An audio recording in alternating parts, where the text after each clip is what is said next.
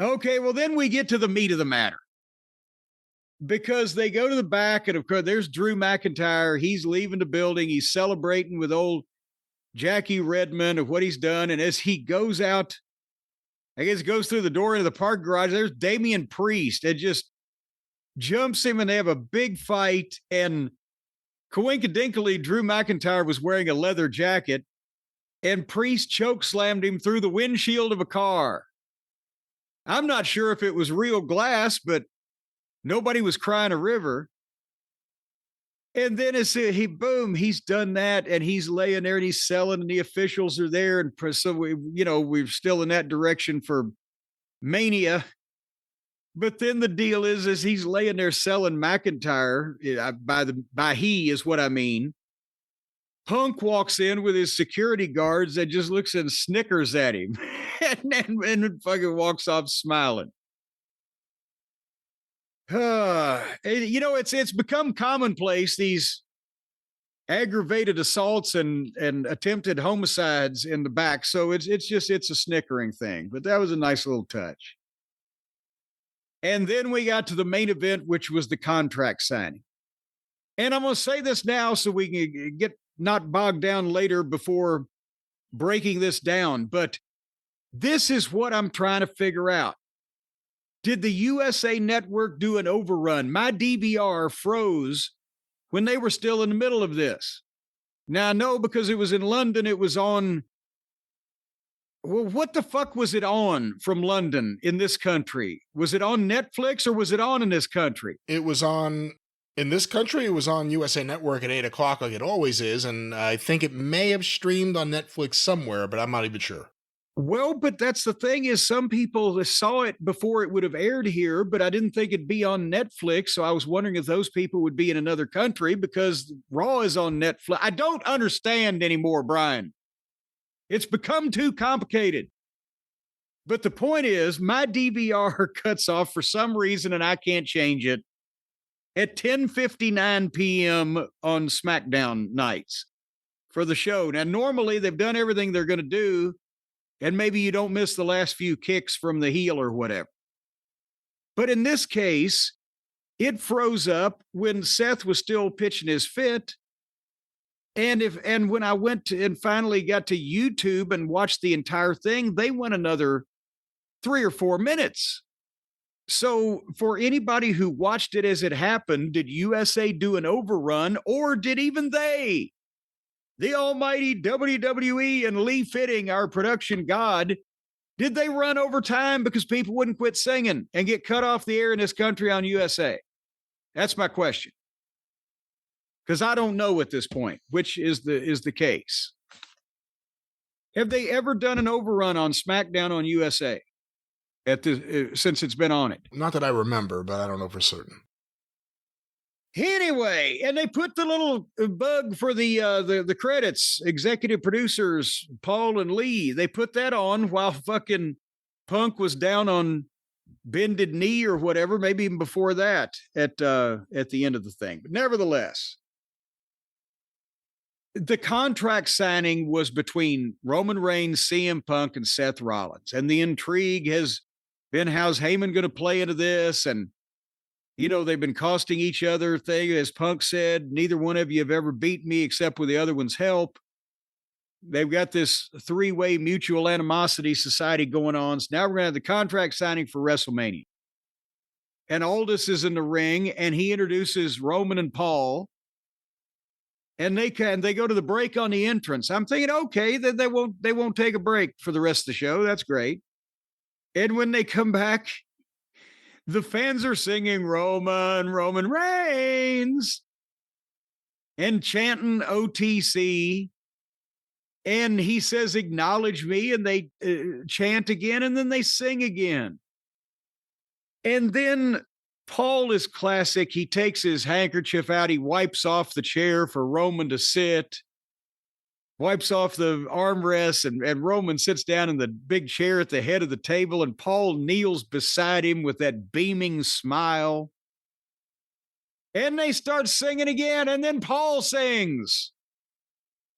And I'm starting to look at the goddamn clock here because they're they got a long way to go and a short time to get there, right? Because it's like 10 minutes or less at this point now that's on the air. And so Roman was there to be acknowledged and to sign the contract, and he signs, and then Seth's music plays, and they start singing again. And the whole arena is the whoa, whoa, or whichever tune he's got. And then Seth's promo, he was supposed to start out with, you and I, Roman, we landed on the roof of this place in a helicopter 12 years ago and go through their history. And I'm thinking, my God, they won't quit fucking singing. And he's trying to recite, their entire lives. We were born poor children in a fucking log cabin. And the crowd started singing again.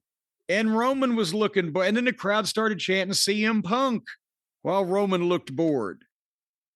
And then Roman has to respond to Seth. We died a long time ago. I made this place.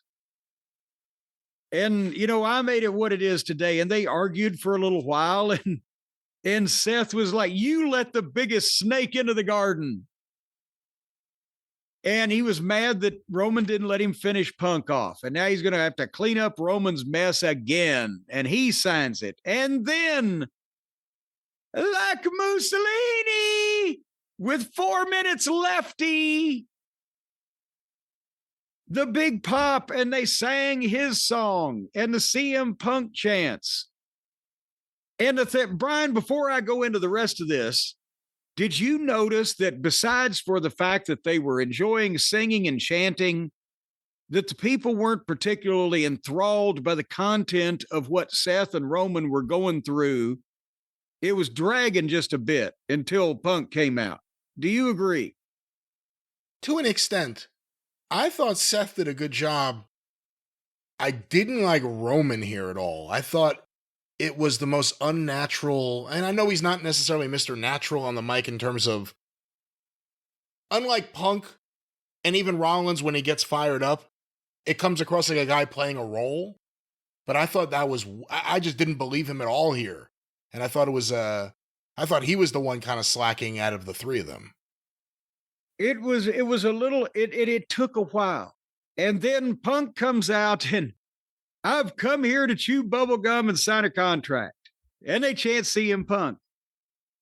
And Punk is trying to fucking read it.